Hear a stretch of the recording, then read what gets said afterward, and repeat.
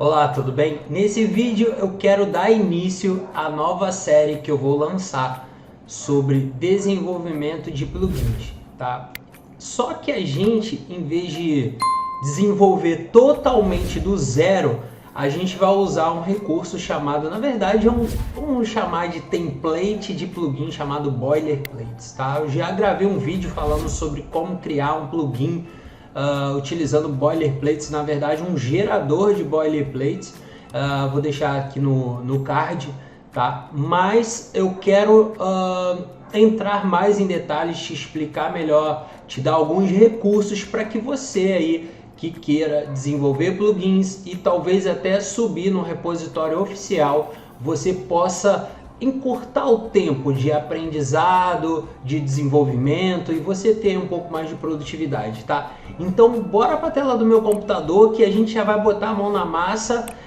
Eu vou primeiro baixar esse plugin e como ele está no GitHub, eu vou fazer um clone dele, tá? E aí você vai acompanhar em cada processo e a gente aí depois vai ver cada arquivo, a estrutura das pastas, tudo direitinho ali, tá? Então bora comigo, bora lá ver como é que funciona. Então a primeira coisa que a gente precisa fazer é, caso você não tenha feito ainda, instalar o Git, tá? Então isso é uma coisa bem simples. O Git é utilizado para que a gente possa trabalhar com versionamento, ou seja, trabalhar com versões. E eu não vou te explicar muito em detalhes o que é o Git nesse vídeo, depois a gente pode até ver um pouco mais em outro vídeo, mas você pode instalar aí facilmente o Git, tá? Vou até te dar um endereço aqui, deixa eu puxar aqui uma aba do navegador. Você pode digitar aqui, ó, no Google mesmo, Git download, tá? E aí você vai vir aqui em Downloads Git. Nesse caso aqui, como esse computador que eu estou usando é Windows, eu baixaria aqui a versão Windows, tá? Se você estiver utilizando aí o Mac ou o Linux, você vai baixar aqui de acordo com a sua versão, tá? E aí você vai seguir o passo a passo de instalação. É bem simples fazer isso. E depois que a gente tiver isso aí instalado, basta a gente executar uns comandozinhos, tá? A gente pode usar o terminal, pode usar o prompt de comando, pode usar, enfim, qualquer terminal que você tenha aí no seu computador, tá? Se você usar Linux, você já é nativo. O WordPress tem um prompt de comando, você pode, e eu recomendo que você instale o terminal, tá? O terminal é basicamente assim que aparece, tá bom? Você pode, esse aqui, você pode até abrir outras abas aqui, outras guias. E você pode usar o terminal do próprio Git também, que é legal, beleza? E o que a gente vai fazer? A gente vai baixar, vai fazer um clone, melhor dizendo, do repositório do GitHub do WordPress Plugin Boilerplates, tá? Então como que a gente faz isso? Eu vou usar aqui uma pasta qualquer, então eu tenho uma pastazinha aqui que eu criei para fazer alguns clones. E aí, como eu já tenho o Git instalado, se eu clicar com o botão direito aqui, ó, ele tem aqui um Git Bash, tá? Então, se eu clicar aqui no Git Bash, ele vai abrir um terminalzinho. E aqui eu posso fazer já o meu clone, tá bom? Então, a gente precisa do endereço do repositório e eu vou deixar aqui na descrição, tá bom? E eu vou também colocar na descrição o link desse post. Então eu vou fazer um post, então você vai ter que acompanhar essa série. Se você estiver vendo no site, ok, no wp24horas.com.br. Se você não estiver vendo no site, estiver assistindo essa série no YouTube ou em outra mídia, tá? Você precisa ver o link na descrição e lá pro post, que lá eu dou mais detalhes, eu coloco os códigos lá. Então fica bem mais fácil de acompanhar, tá bom? Então eu vou pegar aqui o endereço. Então eu vou colar aqui o endereço, ó. Você repara que à medida que eu já abri dessa pasta aqui, ele já está nela, tá? Então eu vou colar aqui o endereço e ele já vai fazer o clone, tá? Mas basicamente é isso aqui, ó. Git espaço clone, tá? O Git é o comando. Clone que eu vou clonar e eu estou pegando lá do diretório, lá do repositório oficial do GitHub do WordPress Plugin Boilerplates, tá? Feito isso, ó, ele já baixou aqui. E agora eu vou passar com você algumas coisas aqui, eu vou te detalhar um pouco melhor aqui essa questão das pastas e o que vem aqui dentro, tá bom? Antes disso, só tem um detalhe, né? Como eu falei, existe um gerador, tá? Na verdade wppb.me, tá? Isso aqui é um gerador. Eu acho até mais interessante do que você fazer um git, fazer um clone ali do repositório do GitHub, tá? Porque aqui você já consegue personalizar, enfim. Eu vou deixar no card, como eu falei, o vídeo onde eu mostro como utilizar esse gerador aqui. Mas eu vou te explicar a estrutura de pasta, porque de certa forma você vai precisar saber o que tem lá dentro, tá? Basicamente é a mesma coisa, só que aqui você já ganha uma etapa aí, que é a etapa da personalização, onde você coloca o nome do seu plugin, o URL, já faz uma série de processozinhos aqui de personalização, beleza? Então vamos voltar para lá. Eu vou abrir aqui, ó, com o VS Code. Eu tenho instalado aqui o VS Code. Eu recomendo para você editar seus códigos aí, ele é bem legal, o Visual Studio Code, tá? E agora eu vou te explicar um pouquinho sobre essa estrutura de pastas aqui.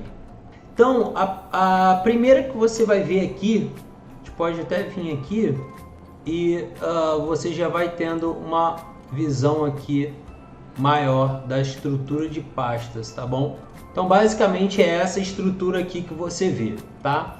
A primeira coisa que você vê aqui antes de abrir essa pasta plugin name aqui é que você tem aqui um arquivo gitignore, tá? Esse gitignore é um arquivo padrão aí, vamos dizer que é o padrão para a maioria das coisas que você acha que não deve estar contida no seu repositório Git, tá? Quando você trabalha com Git. Então é muito comum aí quando você faz a instalação do Git e você cria essa questão do versionamento aí com o Git, ele já cria esse arquivo que você pode incluir aqui. Enfim, não vou entrar tanto em detalhes sobre Git nesse vídeo, tá? Mas só para você saber. Você tem o changelog aqui, esse changelog ele tem aqui você faz a inserção das modificações que você fez, tá? Então ele aqui nesse padrão aqui, como é um plugin relativamente antigo, tá? A gente durante essa série a gente vai ver outras opções utilizando boilerplates, tá? Mas esse aqui é o, vamos dizer assim, o raiz, tá bom? Então, se você for fazer alterações aí, você pode ir adicionando aqui um changelog, tá? É um log de alterações.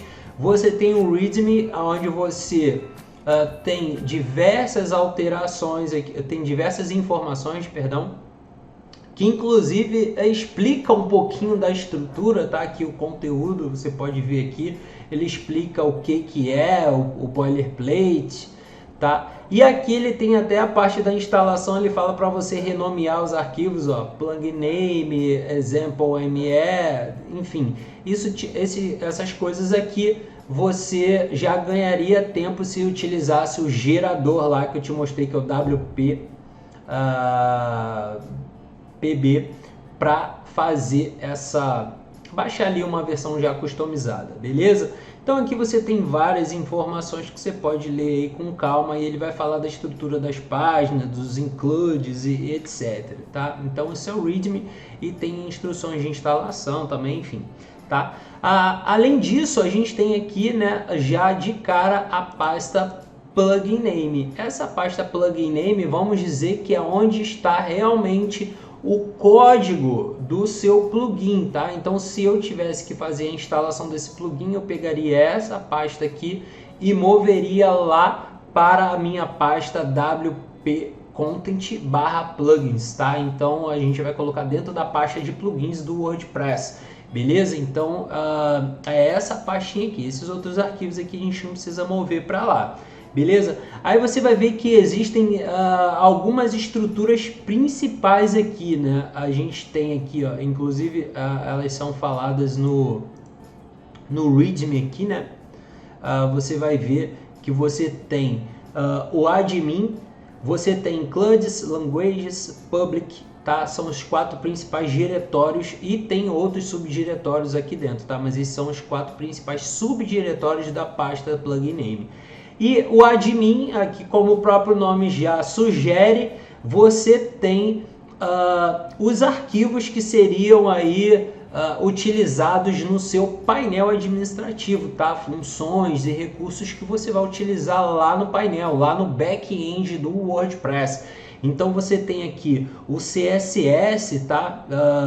Que vai ser executado lá no painel. Você tem o JS, que são scripts, JavaScript que você pode rodar. Você tem o partial aqui, tá? E você tem aqui já uma classe, tá? A gente vai falar um pouquinho sobre essa classe que aí onde tem as nossas funções para rodar lá na parte administrativa, beleza? Então essa aqui é na pasta admin. Na pasta public, vamos dizer que é basicamente o que eu falei sobre a pasta admin, só que vai rodar no front-end, tá? Então você também vai ter aqui o CSS, o JS, o partials, tá? Então você tem essa mesma estrutura e tem aqui a classe, tá? Para você colocar as funções que vão rodar no front-end do WordPress. Você tem uma pasta languages aqui, que como o próprio nome diz, você vai colocar aqui seus arquivos de idioma, tá? De tradução do seu plugin. Ele já começa aqui com o arquivo POT, que é o arquivo, vamos dizer, que é o arquivo que vai fornecer a funcionalidade de tradução para o seu plugin, tá bom? Você tem aqui também a pasta includes, tá? Dentro dessa pasta includes aqui, vamos dizer que é onde a mágica acontece, tá? A gente tem aqui 5 classes principais, cada uma tem um tipo de usabilidade e a gente vai falar já um pouquinho sobre elas, tá bom? Você tem aqui o arquivo de licença, no caso GPL versão 2, o readme eu já falei, e você tem o plugin name aqui, que é o ponto de entrada do seu plugin, tá? Aqui tem um cabeçalho com o nome do plugin, com a descrição do plugin, né? Aquele padrão do WordPress. Você também tem aqui a questão do registro de ativação e desativação, que você pode incluir aí funções tanto na ativação do plugin quanto na desativação. Isso é feito lá na classe, a gente vai falar um pouquinho sobre isso, tá? Então falando aí, entrando já nessa parte de classes, a gente já pode ver que tem 5 classes aqui, né? Então essa classe aqui, por exemplo, Activator, tá? É uma classe que é instanciada durante a ativação do plugin. Então ela tem, você vai ver aqui que ela tem um método estático, né, que a gente chama de método, né? A classe, as funções dentro da classe são chamados métodos. Isso diz respeito à programação orientada a objeto. Então, se você não entende absolutamente nada, não que você vai precisar desse conhecimento todo para desenvolver os plugins, tá? Não, porque eu vou te passar o passo a passo aqui, vou pegar pela mão e vou te explicar cada coisa, tá? Mas é sempre interessante você tentar entender sobre o que a gente está falando, beleza?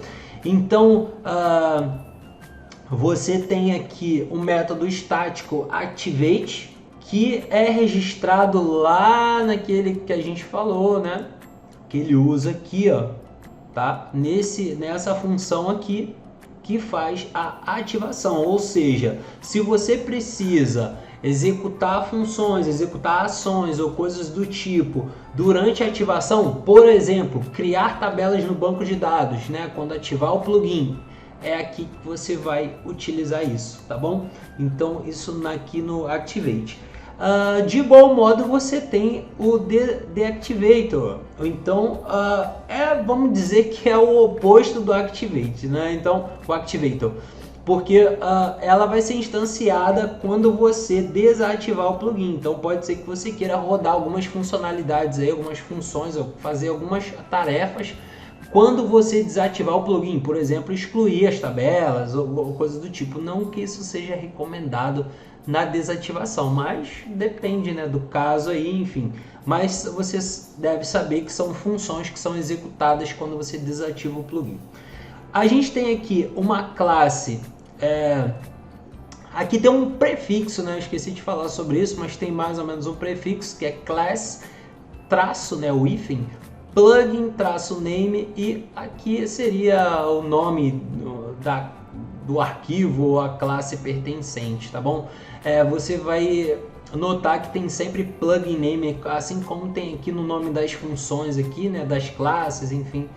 Você vai ver sempre plugin name, e essa é a vantagem de você usar o gerador, tá? Porque ele já substitui aqui, já consegue colocar, já personalizar esses nomes todos, esses termos todos, assim como você vai ver essa recomendação aqui no README.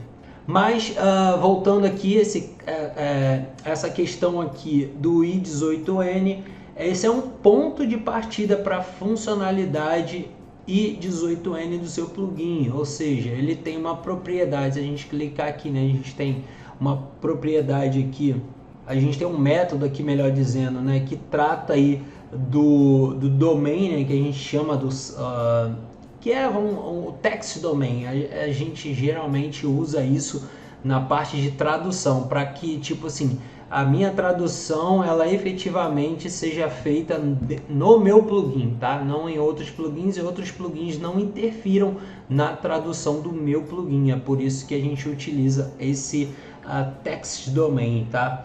Enfim, a gente tem uma classe aqui chamada loader, tá? Essa classe loader, você vai ver que ela tem aqui ações, filtros, e tem aqui alguns métodos bem interessantes que a gente vai ver um pouco, mas vamos dizer que essa é a classe mais importante no Boilerplate, tá? Porque ela contém duas propriedades aqui, que são actions e filters, que a gente pode ver aqui, tá? Você vai ver também que ela tem aqui duas funções, tá? Dois métodos, que é o add action e add filter, que vamos dizer que vão passar informação para a função add action e add filter do próprio WordPress, tá? Mas primeiro elas são tratadas aqui para que depois elas possam ser processadas pelo WordPress, tá? Então não confunda esse add action aqui, add filter, com as funções nativas do WordPress, tá? Essa classe ela não registra essas funções diretamente, elas são hooks que vão ser chamadas, vamos dizer assim, são métodos que vão ser chamados lá quando ele executar o run, tá? Enfim, que a gente tem aqui embaixo, beleza? O que mais que a gente tem aqui? Essa classe plugin name, vamos dizer que é a classe que que monta todo esse quebra-cabeça, tá? Então ela vai conter informações importantes do plugin, o nome do plugin, a versão do plugin, tá? Isso você pode puxar. Ela vai carregar as dependências. Que mais? Você tem aqui, ó, aqui o carregamento das dependências. Você tem aqui o set locale, que aí você pode utilizar lá, no caso, a classe i18n, tá bom? Você tem aqui, você pode trazer versão, né? Pode trazer, tem um método para trazer a versão, para trazer o nome do plugin. Tem vários métodos aqui que você pode ver que aqui no próprio arquivo tem a descrição do que isso faz, tá bom? Então basicamente é isso. Essa é a estrutura aqui de pastas, de diretórios e de arquivos que você vê no Boilerplate. Então essa primeira, vamos dizer que esse primeiro post da série foi para a gente falar um pouco sobre a estrutura, para você conhecer um pouquinho a estrutura. Depois a gente vai dar uma turbinada, a gente vai dar uma bombada aí nesse Boilerplate. Você vai adicionar outros recursos ali, vai construir em cima dele, e aí você vai ver que você pode ter ali uma infinidade de arquivos, tá? Mas essa, vamos dizer que é a estrutura mais básica do Boilerplate, tá? Você vai ter ali as classes, e você vai ter todos os métodos, todas as funções, cada coisa separadinha no seu lugar. para que tudo funcione de forma muito estruturada, tá? E isso é legal até quando você for colocar o seu plugin lá no repositório oficial, caso você queira fazer isso. Então espero que você tenha gostado desse vídeo. Se você ainda não curtiu, tá bom? Clica aí no joinha, se inscreva no canal se você estiver vendo no YouTube e não esqueça de deixar um comentário aqui abaixo, vai ajudar. Se você tiver alguma dúvida, se você tiver alguma ressalva, alguma consideração a fazer, use os comentários para isso, tá bom? Um grande abraço e até o próximo vídeo.